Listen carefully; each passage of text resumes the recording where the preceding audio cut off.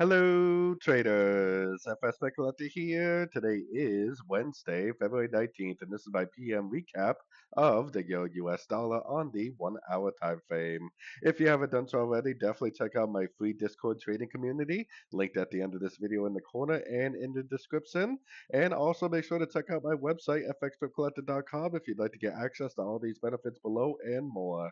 So, anyways, yo, dollar definitely did keep drifting down today, like we were saying in the morning video. After we got that break of structure, I think it was pretty safe to look for shorts on these sort of time frames.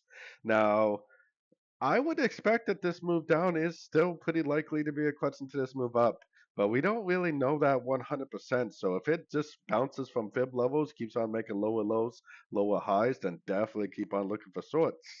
This move down is actually all lower lows, lower highs. So if it does break to the upside, I would definitely throw my Fibonacci retracement from here to here and observe to see if it made like a wave B and then later on came down to make a wave C like this.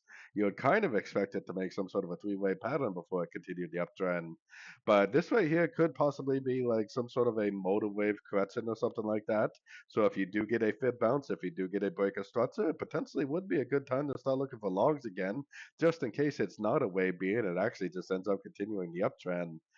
We're hoping that we found a bottom on the much higher time frames. We're hoping that this does continue to make higher highs, higher lows on like the daily time frame and up. So hopefully we do get another good opportunity to go long for the continuation of this uptrend. But just in case, no break of structure means no long opportunities for me. So if it does continue to make lower lows, lower highs, just continue to look for shorts at the end of every single pullback you see. So don't forget to join my free Discord trading community. And as always, thank you and happy trading.